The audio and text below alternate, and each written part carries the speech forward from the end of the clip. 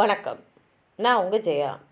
இன்றைக்கி நம்ம இந்த வீடியோவில் இஜே பிராட் எழுதின த டையிங் ஈகிள் இந்த போமுடைய சமரியை பார்க்கலாம் வாங்க. இவருடைய முழு பேர் எட்வின் ஜான் டவ் பிராட்.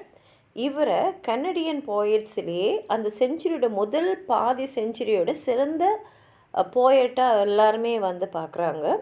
இந்த கவிதையில் பார்த்திங்கன்னா நம்ம எடுத்த உடனே ஒரு ஈகிளுடைய ராஜாவை பார்க்குறோம். அதாவது கழுகுகளோட ராஜா. அவரை இன்ட்ரடியூஸ் பண்ணும் போது எப்படி பண்ணுறாங்கன்னா, அவருக்கு தன்னோட பார்வை போன மாதிரியும் உடம்பு அப்படியே களைப்பில் அவர் தலை அவர் உடம்புக்கு நடுவில் புதஞ்சி கீழே தாழ்ந்து இருக்குது. அவருடைய விங்ஸ் எல்லாம் அப்படியே டல்லாகவும் அழுக்காகவும் அவருடைய வாலுக்கு கீழே அதுங்கெல்லாம் அப்படியே தொங்குற மாதிரி. இதுக்கெல்லாம் காரணம் இந்த ராஜா இந்த ராஜா கழுகு வயசான கழுகு அப்படின்னு நம்ம நினச்சோன்னா அதுதான் இல்லை. ஆனால் ஏதோ ஒரு காரணத்தால் அது ஏதோ மழையில் அப்படியே நனைஞ்சா எப்படி ஒரு பறவை மேலே உட்கார்ந்துட்டுருக்குமோ அது மாதிரி தான் உட்கார்ந்துட்டுருக்கு. ஒருவேளை இரவு நேரமாக அப்படின்னு நம்ம நினச்சோன்னா அதுவும் இல்லை. ஏன்னா சூரிய அஸ்தமனத்துக்கே இன்னும் ஒரு மணி நேரம் இன்னும் இருக்குது. இப்போ அதுக்கு என்ன தான் காரணம், ஏன் இப்படி வலுவிழந்து அந்த கழுகு அங்கே உட்கார்ந்துருக்கு அப்படின்னு பார்த்தோன்னா, அன்னைக்கு காலையில் ஒரு அயன் இரும்பு மாதிரி ஒரு பொருள் அவருடைய அந்த பெருமையை, அவருடைய அந்த கர்வத்தை, அவருடைய அத்தனை காலம் தக்க வச்சிருந்த அந்த இடத்த தகர்த்துடுச்சு. அன்றைக்கி மத்தியானம் வரைக்கும் அது தன்னுடைய சிம்மாசனத்தில் அந்த மலையோட உச்சியில் உட்கார்ந்துட்டு இருந்தது. அங்கேருந்து உட்காந்து அதோடைய அந்த எவ்வளோ தூரம் அது கண் பார்வைக்கு தெரியுதோ அதெல்லாம் அதோடைய இடம்தான். அந்த காடு, அங்கே இருக்கிற இடம், அந்த மலைகள் எல்லாத்துக்கும் அதுதான் ராஜா. அதோடைய எதிரிகள் எல்லாரையுமே அது தோக்கடிச்சிடுச்சு. அது இணையாக பிறந்தவங்க எல்லாருமே இப்போ மறைஞ்சிட்டாங்க. அங்கே அதோடைய இடத்துல பறந்துட்டுருக்கிற எல்லா கழுகுகளுமே அதுக்கு பிறந்த கழுகுகள் தான், இல்லை அதோடைய வாரிசுகள். அன்றைக்கி காலையில் என்ன ஆச்சுன்னா, அது கண்ணில் ஒரு பெரிய பறவை பட்டுச்சு. அந்த பறவை எப்படின்னா வெள்ளி மாதிரி அப்படியே அந்த சூரிய வெளிச்சத்தில் அப்படியே மின்னுச்சு. 2 மலையோடைய பீக்ஸ்க்கு நடுவில் அந்த பறவை பறந்து வந்தது. இதை அந்த கழுகு பார்க்குது. அந்த பறவை என்ன பறவைன்னு அதுக்கு தெரியல. ஏன்னா இது வரைக்கும் அந்த பறவை அது பார்த்ததில்லை. ஆனால் பார்த்த உடனே அது கழுத்தில் இருந்த அந்த ரெக்கையெல்லாம் அப்படியே எழுந்து நின்றுடுச்சு. ஏன்னா அதை நோக்கி வந்த பறவையோடைய காலெல்லாம் அவ்வளோ வலிமையானதாக இருந்தது. அந்த ராஜ கழுகு யோசிக்குது, இது என்ன பறவை, இது பேட்ரிஜா, ஹெரானா, ஃபெல்கானா, இல்லை வேறு ஒரு கழுகா, என்ன இதுன்னு. அது மாத்திரம் இல்லை, அதை நோக்கி வந்திருந்த அந்த பெரிய பறவை பயங்கரமான ஒரு வேகத்தில் வந்தது. அதாவது ஊண்டிக்கோல்லேருந்து ஒரு கல்லை எடுத்து அடித்தோன்னா அந்த கல் எப்படி நேராக வேகமாக பறக்கும், அந்த மாதிரி அந்த பறவை வந்துட்டு இருந்தது. யாருமே அதாவது நம்ம பறக்கும் போது கொஞ்சம் மேலேயும் கீழேயும் அப்படி இப்படின்னு போய் தான் எல்லா பறவையும் பறக்கும். ஆனால் இந்த பறவை நேராக வந்தது, கீழே இறங்கல மேலேயும் ஏறல, அப்படியே நேராக வந்திருந்தது. உடனே இந்த கழுகு ராஜ கழுகு எல்லா பறவைகளும் பார்க்கக்கூடிய ஒரு இடத்துல மேலே போய் நின்றுடுச்சு. ஏன்னா இதோட மனசில் என்ன தோணுச்சுன்னா, நம்மளை பார்த்தோன்னே அந்த பறவை தடுமாறும், இல்லை யோசிக்கும், இல்லை நின்று நம்மளையும் பார்க்கும்னு நினைக்குது. அதாவது அது எதிர்பார்த்து அதுதான். ஆனால் அதுக்கு எதிர்க்க வந்த அந்த பறவை எதை பற்றி யோசிக்கவே இல்லை. எந்த பறவையும் இந்த வானத்துக்கும் பூமிக்கு நடுவில் இருக்கக்கூடிய அந்த உயரத்தில் பறக்க முடியாத உயரத்தில் இந்த பறவை பறக்குது. இப்போ இந்த கழுகு யோசிக்குது, இந்த ராஜா கழுகு யோசிக்குது. அதாவது இந்த வல்ச்சர்ஸ்லாம் வரத்துக்கு முன்னாடி டெரோடாக்டில்ஸ்னு ஒரு பறவை இனம் இருந்தது. அந்த பறவை இனம் எப்படின்னா ஆண்டீஸ் மரத்தில் இருந்த கேரியோனையே கொல்லக்கூடிய அளவுக்கு வலிமை வாழ்ந்த பறவை. ஒருவேளை அந்த பறவை தானா இது அப்படின்னு இந்த ராஜா கழுகு யோசிக்குது. ஏன்னா இந்த பறந்து வருது இல்லையே இந்த மைட்டி பேர்ட், அதோட நிழல் அந்த மாதிரி பூமியில் விழுது. அவ்வளோ உயரத்தில் அந்த புது பறவை பறக்குது. அது அப்படியே எல்லா மலைகளையும் தாண்டி வந்துக்கிட்டே இருக்குது. அந்த பறவைக்கும் தலை, உடம்பு, ரெக்கை, அந்த வால் எல்லாமே இருக்குது. அதுலேயும் வந்து முன்னாடி இருந்த அந்த 2 கண்ணை வந்து இமைக்கவே இல்லை. எந்த பறவையாக இருந்தாலும் கொஞ்சம் அப்படின்னு வந்து பறக்கும் போது தற்காப்புக்காக தன்னோட கண்ணை மூடின்னு வரும். ஆனால் இந்த பறவை அதை கூட செய்யலை. இந்த மாதிரி ஒரு பறவையை இதுக்கு முன்னாடி இந்த ராஜா கழுகு பார்த்ததே இல்லை. இப்போ என்ன பண்ணுறதுன்னே தெரியல. இந்த மாதிரி ஒரு எதிரி நம்ம எதிர்க்க வரான் அப்படின்னு சொல்லிட்டு இந்த கழுகு இன்னும் அதோடைய ஷோல்டர்ஸ் எல்லாம் இன்னும் வலிமையாக்கி தான் யார் அப்படின்றத இந்த பறவைக்கு காட்டலான்னு இருக்குது. ஆனால் எதிர்க்க இருக்கிற பறவை அதை கண்டுக்கவே இல்லை. அது மாத்திரம் இல்லை, அந்த பறவைக்கிட்டேருந்து வந்த சத்தம் வந்து இடி மாதிரி இருந்தது. அதோடைய கிளாஸ் எல்லாம் லைட்டிங் மாதிரி அப்படியே பலன்னு மின்னுச்சு. அது வந்த வேகம் வந்து இந்த ராஜா கழுகை விட டபுள் மடங்கு வேகத்தில் வந்தது. இப்போது இந்த பறவைக்கு என்ன ஒரு விஷயம்னா, அந்த எதிர்க்க வந்த பறவை இந்த பறவையை சட்டை கூட செய்யலை. இப்படி ஒரு பறவை நம்ம முன்னாடி இருக்கேன்ற ஒரு எண்ணமே இல்லாமல் இதை மதிக்காமல் அது பாட்டுக்கு போயிட்டே இருந்தது. அதுதான் இந்த ராஜ பறவை கழுகை ரொம்ப ரொம்ப பாதிச்சுது. நம்ம இத்தனை காலம் இந்த இடத்த ஆண்டுருக்கோம், இவ்வளோ பெருமையோடு மதிப்போடு வாழ்ந்துட்டுருக்கோம். அதை பற்றி எதுவுமே கவலைப்படாமல் அந்த பறவை பாட்டுக்கு போயினே இருந்துச்சு அப்படின்னு பார்த்துக்கினே இருக்குது. இந்த கழுகு பார்த்துக்கினே இருக்கும்போது அந்த இன்னொரு பறவை பறந்து அப்படியே போயிடுச்சு. தன்னை யாருமே இது வரைக்கும் இந்த மாதிரி அவமானப்படுத்தாதனால இந்த ராஜா கழுகு வந்து அப்படியே பலவீனமாயிடுச்சு. அதோட கிளாஸ்லாம் வந்து நர்வ்லெஸ் ஆகிடுச்சு. அது நினைக்குது ஒரு வேளை வந்து அது கண்ணெல்லாம் இருட்டின்னு வருது. அது என்ன நினைக்குதுன்னா, சூரியன் ஒரு வேளை 1 மணி நேரம் முன்னாடியே அஸ்தமனம் ஆகுதோ அப்படின்னு நினச்சிது. அது இப்போ யோசித்து பார்க்குது, ஒரு வேளை இதுக்கு முன்னாடி இது என்னுடைய ஏரியா, நீங்களாம் உள்ளே வரக்கூடாதுன்னு சொல்லிட்டு தெருத்தி விட்ட மற்ற பறவைங்களாம் கூட திரும்பி வருமோ, அப்படி திரும்பி வரும்போது எப்படி இருக்கும் அப்படின்னு யோசித்து பார்க்குது. ஏன்னா அந்த இன்னொரு பறவை பறந்து போச்சு இல்லையா, அது பண்ண சத்தத்தில் இதோட காதே செவிடான மாதிரி ஆயிடுச்சு. தன்னுடைய அந்த எம்பையரையே அது தொலைச்சி விட்ட மாதிரி இந்த ராஜா கழுகு வந்து நின்று இருக்கு. இந்த கவிதையை படிக்கிறவங்களுக்கு தெரியும், அந்த இன்னொரு பறவை வந்து மனிதனோட கண்டுபிடிப்பான ஏரோப்ளேன் தான்னு. அதுதான் இங்கே இவர் சொல்லியிருக்காரு. இது ஒரு அலிகாரிக்கல் போயம்.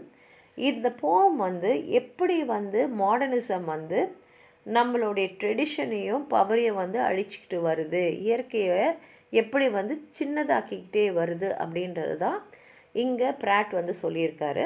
வாங்க கவிதையை படித்து பார்க்கலாம். A light had gone out from his vanquished eyes. அந்த ராஜா கழுகை பற்றி தான் இங்கே சொல்லிட்டு இருக்கு. ஹிஸ்ன்றது அந்த கழுகு தான். அதோட கண்ணில் இருந்த அந்த ஒளி போயிடுச்சு. His head was cupped within the hunch of his shoulders. ஹஞ்சுனா கூன் போட்ட மாதிரி. அந்த அதோட முதுவோட வளைவில் அதோட தலை வந்து அப்படியே உள்ளே போய் கப்பு மாதிரி மாட்டிக்கிச்சு. His feathers were dull and bedraggled. The tips of his wings sprawled down to the edge of his tail. அதோடைய அந்த ஃபெதர்ஸ், அந்த ரெக்கைங்கெல்லாம் வந்து இப்போ ரொம்ப டல்லாகிடுச்சு, பலவீனமாக தெரிஞ்சுது. அதோடைய ரெக்கைகள்லாம் வந்து அதோட வால்கிட்ட போய் அப்படியே தொங்குற மாதிரி இருந்தது. He was old, yet it was not his age. இந்த கழுகு வந்து வயசான கழுகு தான், ஆனால் இந்த நிலைமைக்கு அது இருக்கிறதுக்கு காரணம் அதோட வயசு இல்லை. Which made him roost on the cracks like a rain-drenched raven on the branch of an oak in November. இது ஒரு நவம்பர் மாதம். அது அப்படியே பலவீனமாக வந்து அந்த இருக்கக்கூடிய அந்த மலையில் ஒரு இடத்துல அப்படியே மழையில் நனைஞ்ச ஒரு பறவை மாதிரி இருக்குது. Nor was it the night, for there was an hour to go before sunset. ஒருவேளை இரவு வந்ததுனால அது அந்த குகையில் அப்படி இருக்கான்னு பார்த்தா அதுவும் இல்லை. ஏன்னா சூரிய அஸ்தமனத்துக்கு இன்னும் 1 hour இருந்தது. And iron had entered his soul, which bereft him of pride and realm, had struck him today, for up to noon that crag had been his throne. அதாவது அன்னைக்கு மதியம் வரைக்கும் அந்த ராஜ்யமே அந்த கழுகோடையதாக மாறி இருந்தது. ஆனால் ஒரு இரும்பு அது மனசில் இருந்த அந்த ப்ரைடு, அதோடைய கர்வம் எல்லாத்தையும் அழிச்சிட்டு போயிடுச்சு. ஸ்பேஸ் வாஸ் இஸ் எம்பையர், அதாவது அந்த இடமே அதோடைய இடம்தான், எல்லா இடமும் அது ஆட்சி செய்கிற இடம். Bounded only by forest and sky and the flowing horizons. அதோட எல்லையே அந்த காடுகளும் அந்த வானமும், அது பார்க்கக்கூடிய அளவுக்கு இருக்கிற தூரம் எல்லாமே இந்த கழுகு ஆட்சி செய்கிற இடம்தான். He had outfought outlived all his rivals, and the eagles that now were poised over glaciers or charting the coastal outlines of clouds were his by descent. அது மற்ற எல்லா பறவைகளும் அது தோக்கடிச்சிடுச்சு. அதோடைய எனிமீஸ் எல்லாமே அழிஞ்சு போயிட்டாங்க. இது மட்டும்தான் வாழ்ந்துட்டுருக்கு. இப்போ அந்த இடத்துல பறந்துட்டுருக்கிற கழுகு எல்லாமே அதோட வாரிசுகள் தான்.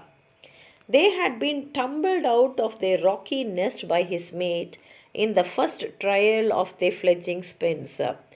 அங்கே இருந்த எல்லா கழுகுகளையும் பெரும்பான்மையானது அதோடைய மேட், அதாவது அதோடைய மனைவிகளுக்கு பிறந்தவை தான். Only this morning the eyes of the monarch were held in arrest by a silver flash shining between two peaks of the ranges. இன்னைக்கு காலையில் தான் இந்த ராஜா கண்ணில் திடீர்னு பார்த்தா அப்படியே வெள்ளி மாதிரி மின்னின்னு 2 மலைக்கு நடுவில் ஒரு பறவை பறந்து வரதை பார்த்தது. A sight which galvanized his back, bristled the feathers on his neck, and shot like runnels of rust where his stallions dug recesses in the granite. அந்த இன்னொரு பறவை அதோடைய ராஜ்யத்துக்குள்ளே வரதை பார்த்த உடனே இது அப்படியே எழுந்து நின்றுடுச்சு. அது உடம்புல இருந்த ரக்கைங்கள்லாம் அப்படியே வந்து ஒன்று அப்படியே எழுந்து நின்றுச்சு எல்லாமே. ஏன்னா இதுக்கு முன்னாடி இதை பார்த்தாலே மற்ற பறவைங்கள்லாம் பயப்படும். அந்த தோற்றத்தில் இந்த கழுகு நின்றுட்டு இருந்தது. இது யோசிக்குது, எதிர்க்க வர பறவை ஒரு பெட்ரிச், heron, falcon, eagle, game of 4. இப்போ வர பறவை எந்த பறவை? சமாதானமாக நட்பாக இருக்கிறதுக்கு வருதா இல்லை எதிரி உள்ளே வருதா? He would reconnoitre. ஆனால் எப்படி இருந்தாலும் நிற்கிறத பார்த்தாலே அந்த வர பறவை யோசிக்கும் அப்படின்னு இந்த ராஜா கழுகு யோசிக்குது. Catapulting from the ledge, he flew at first with rapid beat, level, direct. Then with his grasp of spiral strategy in fight, he climbed the orbit with swift and easy undulations and reached positions where he might survey the bird. For bird it was. இப்போது எதிர்க்க வர பறவை எப்படின்னா, ஒரு உண்டிக்கோல்லேருந்து ஒரு கல் அடித்தா எப்படி நேராக வருமோ அந்த மாதிரி நேரமாக வேகமாக வருது. ஒரே லெவலில் டைரெக்டாக இந்த கழுகை பார்த்தே வருது. இப்போ இந்த ராஜா கழுகு ஒரு திறமை வாய்ந்த கழுகு. உடனே அது எல்லா பறவைகளும் பார்க்கக்கூடிய ஒரு அளவுக்கு இருக்கக்கூடிய ஒரு மலை உச்சியில் போய் அங்கே போய் உட்காந்துடுது. இப்போ அது உட்கார்ந்துருக்கிற இடத்துலேருந்து எல்லா பறவைகளும் அதை பார்க்க முடியும். எதிர்க்க வர்றது பறவை தானே அப்படின்னு இது யோசிக்குது. But such a bird as never flew between the heavens and the earth since pterodactyls long before the birth of condors learned to kill and drag their carrion up the Andes. ஏன் அந்த மாதிரி அது யோசிக்குதுன்னா, இப்போ அதுக்கு எதிர்க்க வர பறவை மாதிரி இதுக்கு முன்னாடி எந்த பறவையும் அது பார்த்ததே இல்லை. ஒருவேளை இந்த வல்ச்சர்ஸ்லாம் வரத்துக்கு முன்னாடியும் டெரோடாக்டில்ஸ்னு ஒரு பறவை இனம் இருந்தது. அந்த பறவை இனம் எப்படின்னா, ஆண்டீஸ் மலையில் இருக்கக்கூடிய கேரியனை கூட தூக்கின்னு அது அழிச்சிடும். ஒருவேளை அந்த மாதிரி ஒரு பறவையோ அந்த பறவை தான் நம்மளை நோக்கி வருதோ அப்படின்னு இது யோசிக்குது. The eagle start at the invader. அது அப்படியே முறைக்குது. இந்த ராஜா கழுகு அது எதிர்க்க வர அந்த இன்னொரு பறவையை பார்த்து முறைக்குது. Marked the strange bat like shadow moving in leagues over the roofs of the world. இப்போ எதிர்க்க வர அந்த பறவையோட நிழல் அது தாண்டி வர மலைகள் மேலெல்லாம் அப்படியே மாறி மாறி வந்துட்டே இருக்குது. Across the passes and moraines, darkening the vitriol blue of the mountain lakes. Was it a flying dragon? அந்த பறவை வந்துக்கிட்டே இருக்கு. அந்த பறவை எதை பற்றியே யோசிக்காமல் அங்கே இருந்த அந்த மவுண்டன் பாசஸ் மொரியன்ஸ்லாம் தாண்டி வந்துக்கிட்டே இருக்குது. இப்போ இது யோசிக்குது, ஒருவேளை அது பறக்கிற ட்ராகனாக இருக்குமோ அப்படின்னு. Head, body and wings, a tail fan spread and taut like his own before the strike. ஒரு பறவைக்கு வேண்டிய எல்லா அங்கங்களும் இருக்குது. தலை, உடம்பு, ரக்கை, வால் எல்லாமே இதை மாதிரியே இருக்குது. And there in front 2 whirling eyes that took unshuttered the full blaze of the meridian. அது மாத்திரம் இல்லை, எல்லா பறவைக்கும் இருக்கிற மாதிரியே அது தலையில் 2 கண் அப்படியே சுற்றிக்கிட்டே இருக்கிற கண். ஆனால் எல்லா பறவையும் மேலே ஏற ஏற சூரிய வெளிச்சிலேருந்து பாதுகாக்கிறதுக்காக அது கண்கள் மேலே ஒரு திரை மாதிரி போட்டு முடிக்கும். ஆனால் இந்த பறவை அது கூட செய்யலை. சூரிய வெளிச்சத்தை அது கண்ணில் பட்டாலும் அது சிமிட்டாமல் வந்துக்கிட்டே இருக்குது. த eagle never yet had known a rival he would not grapple. But something in this fellow's length of back, his plated glistening shoulders had given him pause. இது வரைக்கும் இந்த கழுகு இந்த மாதிரி ஒரு எதிரியை பார்த்ததே இல்லை. என்னவோ தெரியல, இந்த எதிர்க்க வர அந்த பறவையோடைய அளவு, அதோடைய முதுகு, அப்படியே அந்த ஷோல்டர்ஸ்லாம், அந்த பளபளப்புலாம் இந்த கழுகு அப்படியே ஒரு பாஸ் பண்ண வைக்குது. And did that thunder somewhere in his throat not argue lightning in his claws? அந்த பறவையோடைய குரல் வந்து இட்டி மாதிரி இருந்தது. அதோடைய கிளாஸ்லாம் பார்த்தீங்கன்னா மின்னல் மாதிரி அப்படியே மின்னுச்சு. And then the speed was it not double his wound? அது மட்டும் இல்லை, அந்த பறவை வந்த வேகம் இந்த ராஜா கழுகுடைய வேகத்தோட டபுள் மடங்கு இருந்தது.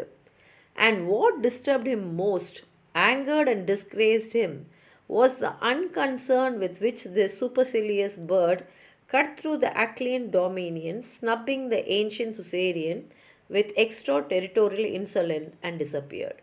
ஆனால் எல்லாத்தை விட, அதாவது அதோட அளவை விட, அதோட பளபளப்பை விட, சத்தத்தை விட, எல்லாத்தை விட இந்த கழுகை வந்து எது ரொம்ப டிஸ்டர்ப் பண்ணுச்சுன்னா, இப்படி ஒரு பறவை நம்ம முன்னாடி நிற்குது, நம்மளை எதிர்நோக்கி நிற்குது, நம்ம கூட சண்டை போகிறதுக்கு தயாராக இருக்குது அப்படின்ற ஒரு எண்ணமே இல்லாமல் இங்கே வந்த பறவை அது அப்படியே நேராக வந்து, அது வேகத்தில் ஒரு மாற்றம் கூட இல்லை, அப்படியே நேராக வந்து இதை தாண்டி போய் அப்படியே மறைஞ்சு போச்சு.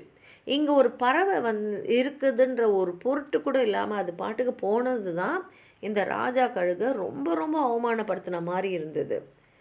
So evening found him on the cracks again. அந்த மத்தியானம் நடந்ததை அதால் தாண்டி போகவே முடியல, அதால் அதை ஏற்றுக்க முடியல. அதனால் சாயங்காலம் வரும்போது அந்த மலையோட அந்த கிராக்ல அந்த கழுகு இருக்குது. This time with sloven shoulders and nerveless claws. அதாவது அப்படியே அந்த தோலெல்லாம் தொங்கி போய் அதோட க்ளாஸ்லாம் எந்த பலமும் இல்லாமல், Tusk had outridden the sunset by an hour to haunt his unhorizon eyes. சாயங்காலம் வரத்துக்கு இன்னும் ஒரு 1 hour இருக்குது. ஆனால் அது கண்கள்லாம் அப்படியே என்னவோ ஹாண்ட், அதாவது ஒரு பேய் நம்மளை பிடிச்சா அப்படி இருக்கும், அந்த மாதிரி ஒரு ஒளி இழந்த கண்களோட இந்த கழுகு, ராஜா கழுகு இருக்குது.